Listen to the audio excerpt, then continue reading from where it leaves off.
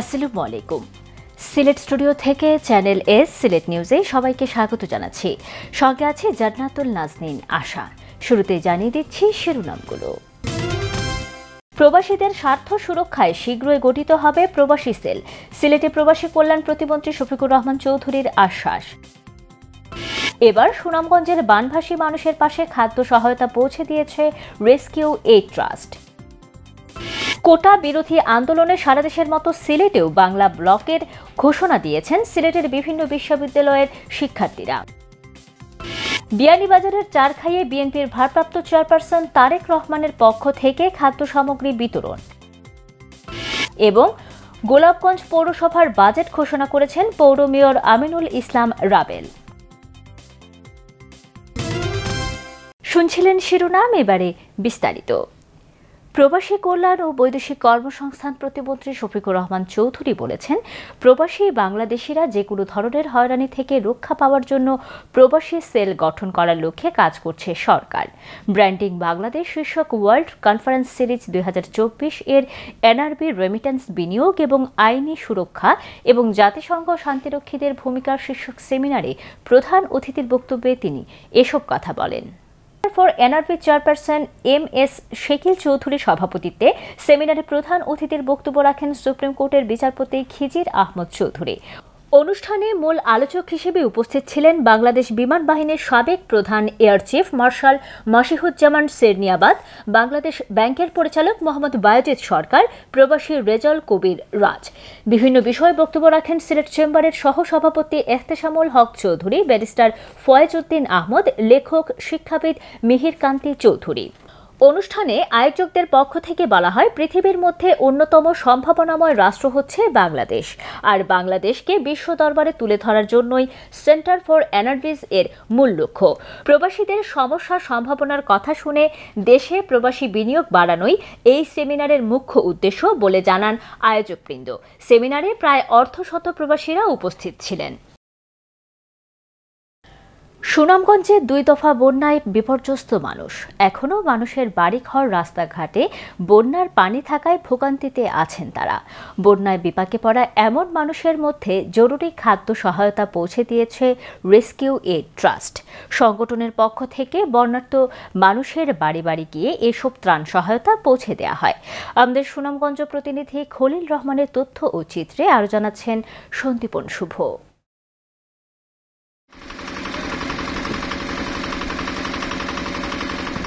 চারিদিকে হাওরের থই থই পানি, ঢেউ এসে আছড়ে পড়ছে মানুষের বাড়ি ঘরে।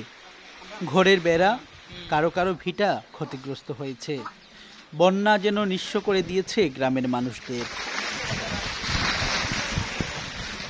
দ্বিতীয় দফার বন্যায় বিপাকে পড়া সুনামগঞ্জের দেখার হাওর পাড়ের মানুষেরা যখন চরম সংকটে, তখন বস্তা ভর্তি খাদ্য সামগ্রী নিয়ে হাজির হন রেস্কিউ এইড ট্রাস্টের কর্মীরা।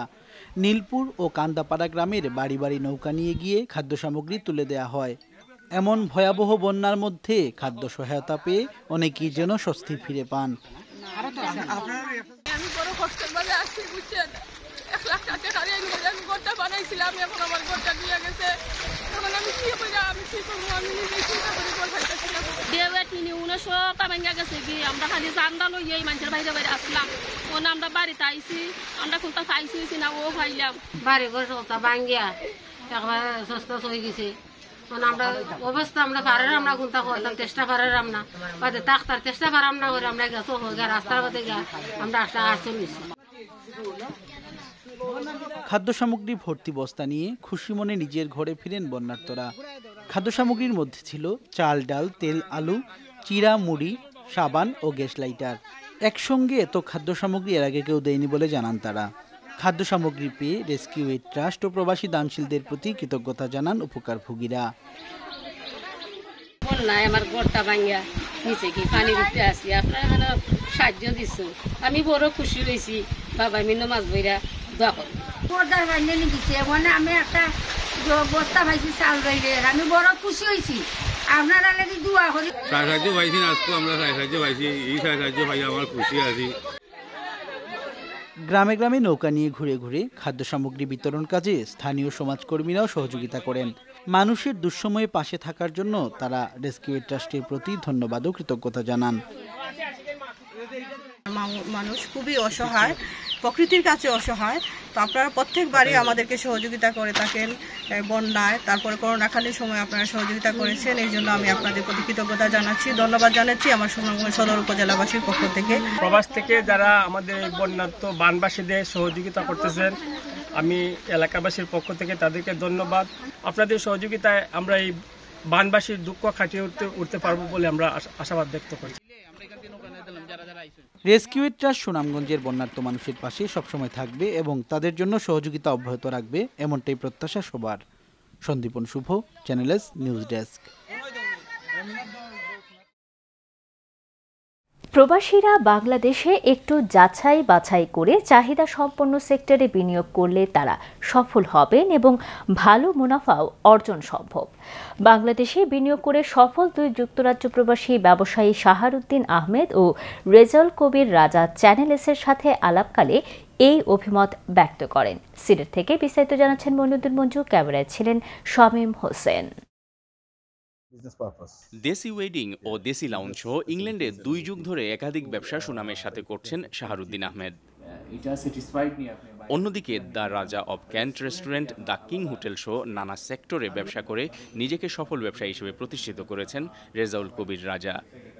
এই দুই ইউকে প্রবাসী ব্যবসায়ী প্রায় 3 বছর আগে আরও কয়েকজন প্রবাসী বিনিয়োগকারীকে নিয়ে সিলেটের জিন্দাবাজারে রিচমন্ড হোটেল অ্যান্ড রেস্টুরেন্ট ও বলরুমে বিনিয়োগ করে আজ সফল।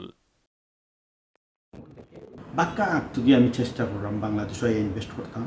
আমি দেখছি অনেকেই ব্যবসা করছো, অনেকের ব্যাড সেগুলো হইলেও বাংলাদেশও ইনভেস্ট করে। খবরদার বাংলাদেশও যাই না, বাংলাদেশে গেলেও মরি যাবে, এরা আরে বাই টোগাইয়া খাইলি বা এই করবা, যার কাছে দিবা খাইলি। বাট আলহামদুলিল্লাহ আমি একটা আমার জীবনে প্রথম ইনভেস্টমেন্ট বাংলাদেশে যখন করছিলাম, আমরা গ্রুপ আসলাম, আমরা মোটামুটি বালা করছি, বালা প্রফিট লইয়া গেছি।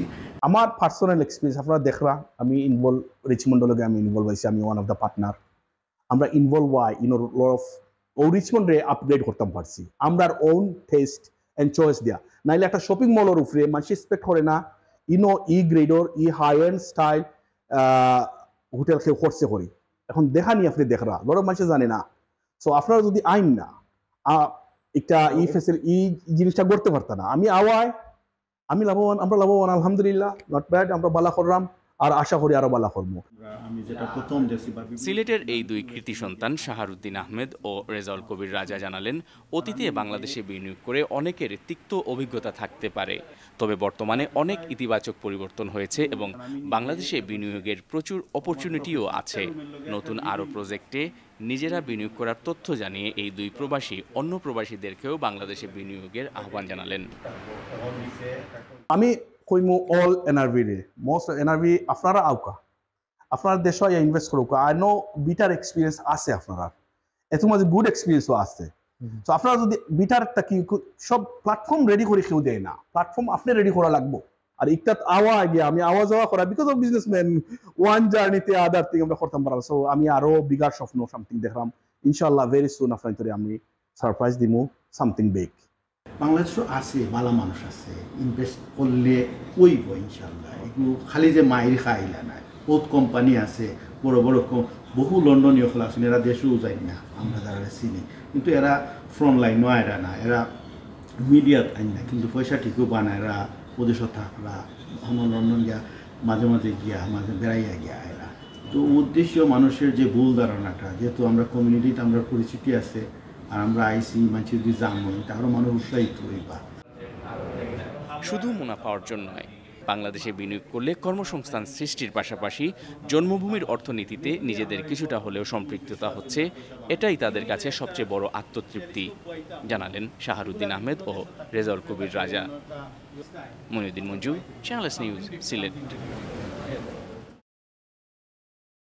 শ্রীমঙ্গলে বাংলাদেশ চা গবেষণা কেন্দ্রে শুরু হয়েছে গুণগত মানসম্পন্ন চা তৈরি ও কাঙ্ক্ষিত মূল্য প্রাপ্তিতে করণীয় বিষয়ক সপ্তাহব্যাপী চা বাগান ব্যবস্থাপকদের প্রশিক্ষণ কোর্স। মৌলভীবাজারের শ্রীমঙ্গলে বিটিআরআই এর principles and process of quality T manufacturing বিষয়ক 1 সপ্তাহব্যাপী প্রশিক্ষণ কোর্সের উদ্বোধন করা হয়েছে। বাংলাদেশ চা বোর্ডের প্রকল্প উন্নয়ন মিলনায়তনে এই কোর্সের উদ্বোধন করেন বাংলাদেশ চা বোর্ডের chairman major general Ashraful Islam NDC. এই উদ্বোধনী অনুষ্ঠানে আরও বক্তব্য রাখেন বাংলাদেশ চা গবেষণা কেন্দ্রের পরিচালক ডক্টর ইসমাইল হোসেন, চা বোর্ডের পরিচালক ডক্টর রফিকুল হক, ফিনলে টি এর সিইও তাসিন আহমদ চৌধুরী ও বাংলাদেশীয় চা সংসদ সিলেটের ব্রাঞ্চ চেয়ারম্যান গোলাম মোহাম্মদ শিবলি। এছাড়াও অনুষ্ঠানে দেশের বিভিন্ন চা বাগানের সিনিয়র প্লান্টার্সরা উপস্থিত ছিলেন। এ কোর্সের দেশের বিভিন্ন চা বাগানের 25 জন সহকারী ব্যবস্থাপকরা অংশগ্রহণ করেন। নিয়ে নিচ্ছি ছোট্ট একটি বিরতি, ফিরে এসে যা থাকছে। কোটা বিরোধী আন্দোলনে সারা দেশের মতো সিলেটেও বাংলা ব্লকের ঘোষণা দিয়েছেন সিলেটের বিভিন্ন বিশ্ববিদ্যালয়ের শিক্ষার্থীরা। বিয়ানীবাজারের চারখাইয়ে বিএনপির ভারপ্রাপ্ত চেয়ারপারসন তারেক রহমানের পক্ষ থেকে খাদ্য সামগ্রী বিতরণ এবং গোলাপগঞ্জ পৌরসভার বাজেট ঘোষণা করেছেন পৌর মেয়র আমিনুল ইসলাম রাবেল।